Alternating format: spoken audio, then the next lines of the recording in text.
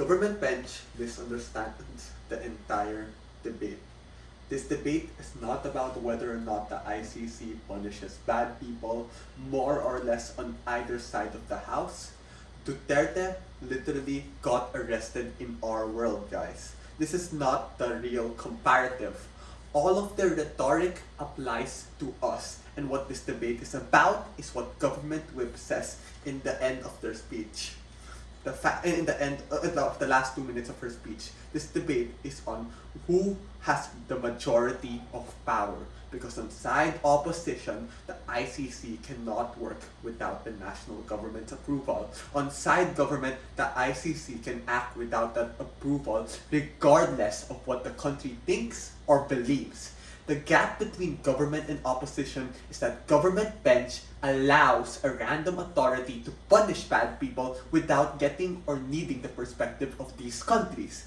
All of what my partner said will still stand because we never contested the idea of punishing these people. We merely contested on who should be punishing these people. Ladies and gentlemen, we told you just two simple things. One, there is no one meaning of justice. We can't go about saying that there is just a pure right or wrong. So if we have an international court that goes all about it, it prevents that countries to actually deal on it on their own. And number two, the only way we actually get justice served is if justice is served properly on time and it's people fully agreeing to it. What am I gonna weigh this debate? Two simple metrics. One, effectivity of justice. Is it actually going to be fast? Will we actually be able to arrest the persons in time? And will the people actually agree with it? And number two, more on optics specifically. Why is it so important for all the people to buy in and actually agree from the ground up? Well, I think it's because it is for sovereignty. Some nations actually need to keep these temporary bad states for them to actually improve later on, or they won't be taken over by soft power from completely different countries. But before that, I'm going to have some responses to our previous speakers. So even if side government is effective, and note this is us taking them at their best, you create a tension between the local government and their existing laws, the domestic courts and the ICC. If the ICC is as effective as government asserts, then you create an over-reliance on them and be able to solve on these problems. But as what my partners say and mention, genocide doesn't happen overnight because of one singular persons or groups of people. These are caused by deeply rooted socio-political beliefs and narratives of which we need joint collaboration between not only the ICC but also domestic courts and local governments to be in play and have their say. Because the harm on side government is that you believe that your local government is completely useless and hopeless and believe the ICC is the Superman and God that could clean and solve all your problems for you. Mr. Speaker, please read the motion. The burden of side government is to explain the nuance as to why it should be the authority and capacity to prosecute any individual on the planet. The reason why we do not have this in status quo is because of international and domestic sovereignty. The motion is not this house supports the ICC or this house believes that the ICC should prosecute war crimes. The point is in which they can file against anyone anywhere is exactly where we have a single point of failure that is too risky, and the ICC becomes a judicial battle ram to promote majority rule to the guise of democracy.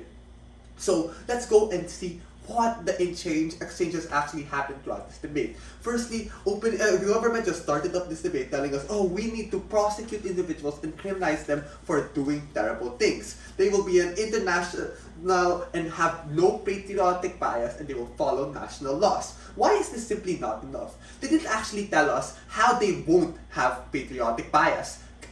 Check your notes. It was highly asserted, and all they tell us is, oh, they're not gonna follow what the major people say. Well, I'll give you two responses, and we'll take it in their best case and worst case. The worst case in general, we got this from Seth, is to happen in this single monolith entity will actually be affected by bigger countries with huge lobbying power and status right now in status quo. You can look example given by Seth at the UN, where the US can literally allow Israel to keep continuing with their power and with their soft power within, for Israel to keep bombing Palestine and continue this genocide. We're telling you here and right now that your point of telling us, oh, the international court is going to not be affected at all. US's ass is going to be there at the international court, and they're gonna find every way to actually control that. And heck, China, Russia, and every big country will do that in their incentive to do that. But you know what? We'll take their best case.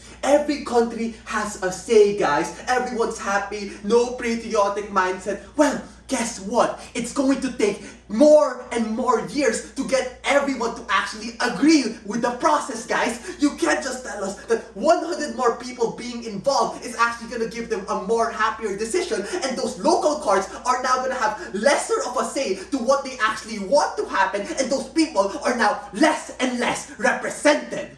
So we think that their best case is still pretty bad, guys, and it's our worst case in the end of the day, guys. And they try to go to the soft sides. Oh, guys, they're going to follow national law. Wait, isn't that status quo?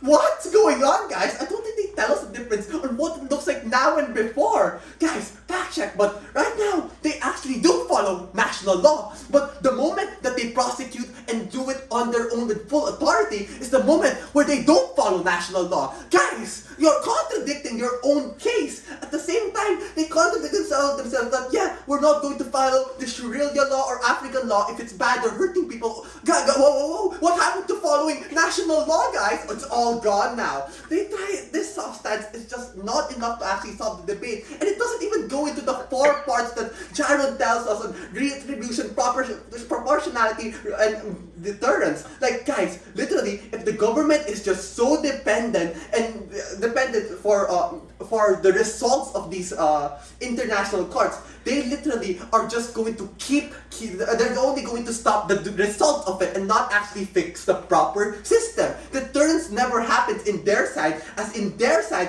it only stops the results of Duterte, but the system itself and the people's beliefs still think can and still create more and more Dutertes, more and more different dictators, and not actually prevent the problem, but instead stop the end goal. So yeah, I think that the problem is worse in their side, and I have never been more proud to oppose this motion. Thank you.